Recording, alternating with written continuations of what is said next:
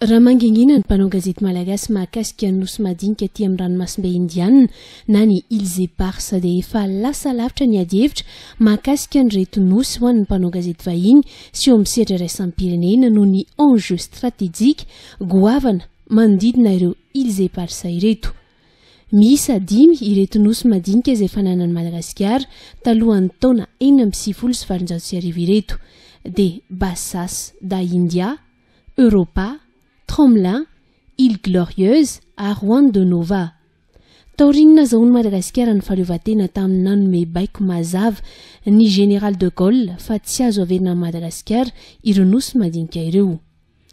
Raha ampiarina nefa ny lalàna iraisam-pirenena mametra ny antsoina hoe zone économique exclusive izay mirefy 200 miles dia tafiditra ao anatin'ny tanin'ny Madagasikara avokoa ireo nosy 5 ireo raha mihoatra amin'ireo nosy manodidina maika moa fa raha mihoatra ny La France izay ihany amin'ny 100 kilometatra an'ireo nosy ireo.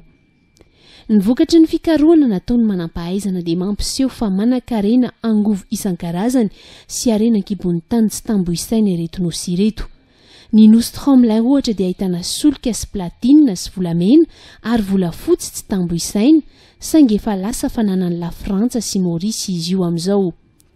Ny nosy Arwan de Nova ihany indray dia ahitana solika sy gazy miboiboika ny ao ambanin'ny faridranomasiny raha ny fikarohana natao. Ny canal de Mozambique io territoire io dia mety hoe ohatrany hoe ressources pétrolières de la mer du Nord ohatrany hoe Moyen-Orient marina izy io tena ressources pétrolières tena goavana be izy io. Mirefy 10 kilometatra toradroa ity nosy ity ka ankoatra ny solika sy ny gazy izay voalaza teo fa mitovy fatra amin'ny hita any amin'ireo firenena arabo rehetra dia manan-karena zavaboary sy biby ary harenan-dranomasina ihany koa ny nosy Arwan de Nova. Didier Ratsiraka fon'izy minisitra ny rambahiny tamin'ny taona 1770 no nitako voalohany ny hamerenan'ny Frantsay ny nosy Arwan de Nova à Madagasikara. Tsy nahitam-bokany izany ary dia nangina koa nanomboka teo ny mpitondra malagasy ny fanesy. Ambaran'ireo mpandalina fa raha ny lalàna iraisam-pirenena no ampiarina tsy azo rary ny velively ny Frantsay raha toa ka entin'ny Madagasikara manoloana ny firenena mikambana sy ny fitsarana iraisam-pirenena ity raharaha Îles Éparses ity. Izay no mahatonga ny fitondrana Frantsay mirona kokoa amin'ny fifanarahana antsoina hoe cogestion any Madagasikara raha mahakasika ny Arwan de Nova. Io cogestion io no nataon'ny Frantsay tamin'ny nosy Maurice mahakasika ny nosy Tromelin. Tsy manilika ny mety idirana amin'io cogestion io koa ny filoha malagasy Erajonary Mampianina raha ny valiteny nomeny ny mpanao gazety vahiny ny 17 martsa lasa teo. Je n'ai pas parlé de revendications, j'ai parlé plutôt de négociations dans un premier temps. Ce sont des îles qui ont fait l'objet de beaucoup de débats. Il y avait eu des propositions pour de la cogestion de ces îles à un certain moment. Pourquoi pas, dirais-je. Le président Chirac à l'époque en a fait la proposition. Est-ce qu'il y a de meilleures formules? On va essayer de voir ça.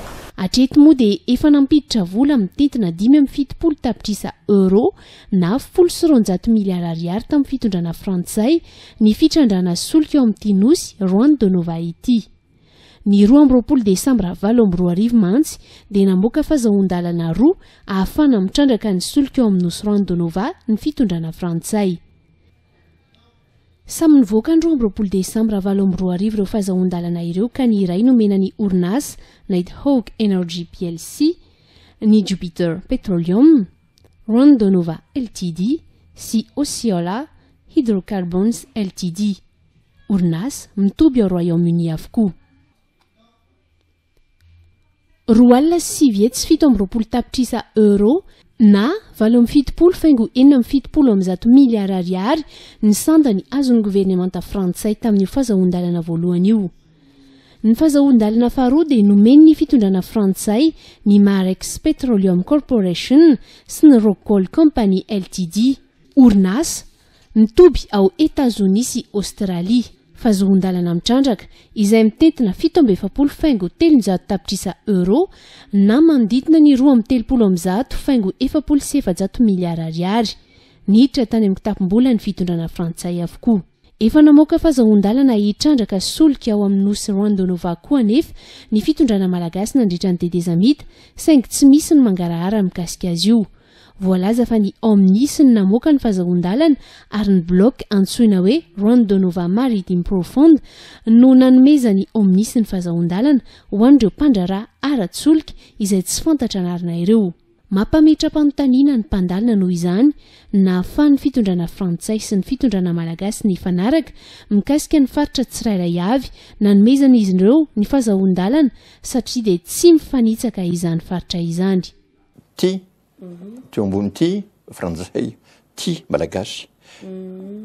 Ohatrany hoe misy frontière marina izy io nefa tsy misy accord mihitsiny entre la France et Madagascar momba n'io tanàna io. Tsy misy accord frontalier mihitsiny. Nampihetsi-po malagasy moa ny fisamborana ny sambokely malagasy 5 izay nogiazany miaramila frantsay rehefa tratrana anjony teo amin'ny faridranomasiny nosy Rwandonova ny 7 martsa 2023 teo.